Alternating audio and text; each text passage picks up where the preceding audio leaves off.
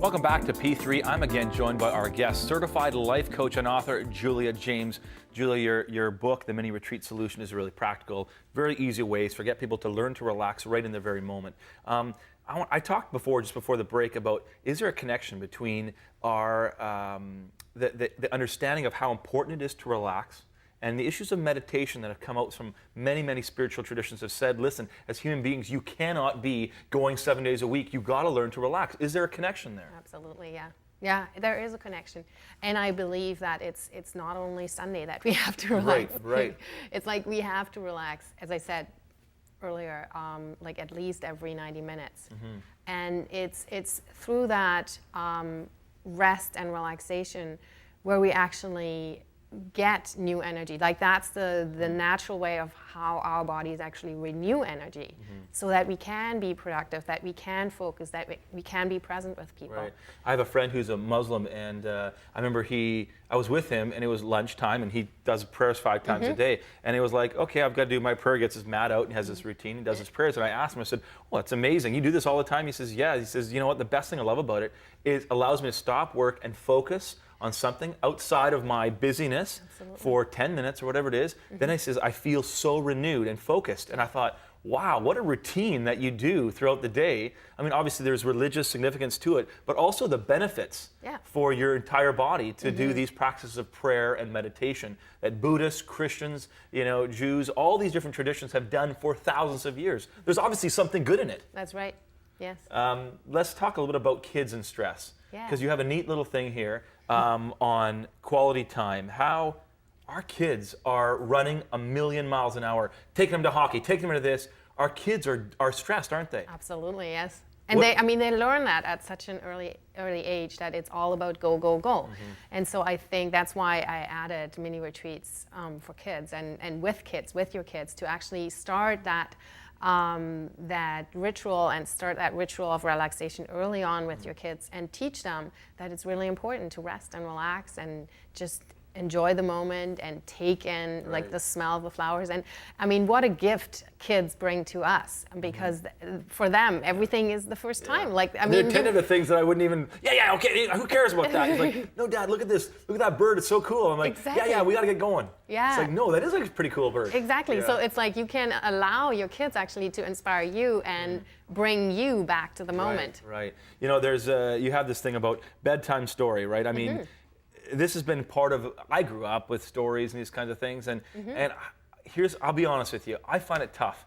It's tiring, my kids are going to bed, and I'm going, the last thing I want to do is like, I got to go upstairs, I want to just watch the rest of the game or something, and yet you talk about not just for them, but for yourself, to take this window of 10 minutes or whatever it is.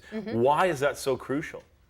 Well, I think it's that connection. You build that connection with your kids, and you also build that connection with your own imagination. Because let's be honest, we're all still kids inside, and any kind of story can take us back to our own childhood and our own imagination.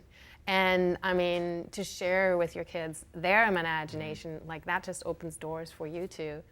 For creativity. I like that. And you talked about being a kid yourself, playing on the playground, getting out there, doing these little things. These are really practical things. I want to talk about, I'll probably come back to that because there's a couple more ideas, but I want to talk about something that I found really interesting. Tell me the story. You're with a friend and she has this passion to travel, South America. And I know for you, the issue is I want to follow my passions. Absolutely. Tell me the story about how you got geared up and went for a massive trip. Yeah, thanks for asking. That was with my good friend Miriam, and we both share that passion for traveling and for different cultures. And so, South America it was, and we wanted to go, and we had that dream for probably about 10 years, and every time we talked to each other.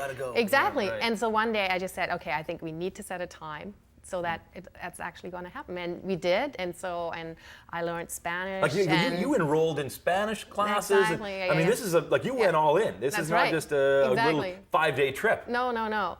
And it was an amazing experience. And I would say the thing that really stands out for me was our connection and the way we traveled together. Like, we were amazing travel companions and just really complemented each other. Yeah, how do you travel without getting stressed. Because a lot of people, they take these trips and they have these itineraries. Got 8:15, you got to be there. 8:30, we got to do this, and it's like we got to, see everything in the area, and you miss. No, in a sense, exactly. I was with. So what stands out so for how me? do you do that? Yeah. Well, for us, it was clear that it was most important to connect with the locals, to actually experience the culture while we were there, and to travel slow. So to just take our time, and if we wanted to stay longer at a certain place, just do it. And we actually didn't have it all mapped out. We knew where we wanted to go to eventually. Some people, that makes them nervous. They don't have it mapped out what they're doing tomorrow. Right. They're like freaking out, right? Yeah. So for us, it worked well, and it was it was also having the right companion to travel with, which really made a difference. You talked about inner reflection.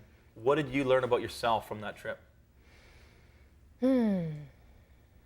Well, it was a real amazing shared experience, and I learned from it how enriching it can be to really share your life and share your travels like that. I had done a lot of traveling on my own, but this was really the first longer trip to go with a friend. Yes, exactly. And go a number of weeks and really experience a culture, and obviously the friendship That's right. was really built up. Yeah.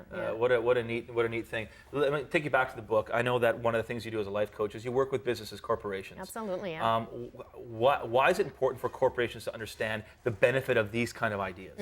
Yeah, it's actually really important for the bottom line, because what we're realizing with 1 in 4 or 4 in 1 Canadian, like how many? Overwhelmed. Yeah, exactly, are overwhelmed, and so that means they're not engaged in their work, they're stressed out, and they are probably doing a lot of busy work, like they're working hard, they're working. However, they don't really take the time to actually reflect on what is most important, what matters most, setting priorities, being focused, being actually really engaged in what they're doing currently. And so with teaching people in corporations on how to relax and recharge quickly, and give them the permission from the company to actually do that on company time. Give me a couple of practical things you would say. I want you to give permission to your people to do what?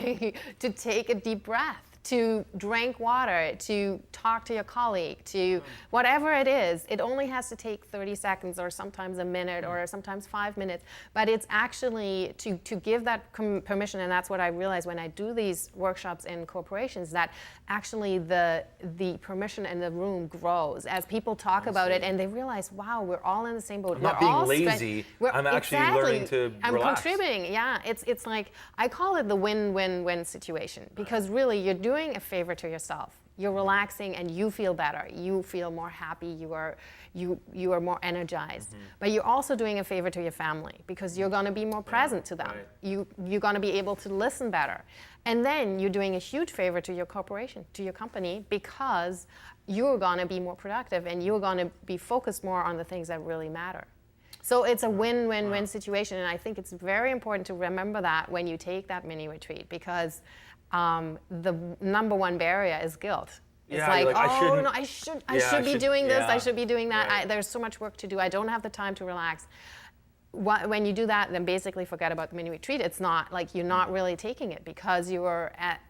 You think this is a selfish act. Actually, this is the most self-giving act, because it's going to benefit everyone else around you, isn't it? That's bottom line, exactly. Julia, this idea, this issue of stress in our culture is, I would say, one of the number one issues. It's affecting, obviously, heart disease, anxiety disorders are off the charts in our culture. The book that you are writing is obviously dealing directly with that issue. Absolutely. Thanks a lot for coming on the show, Julia. It's really interesting meeting you. Yeah, thank you. All the best.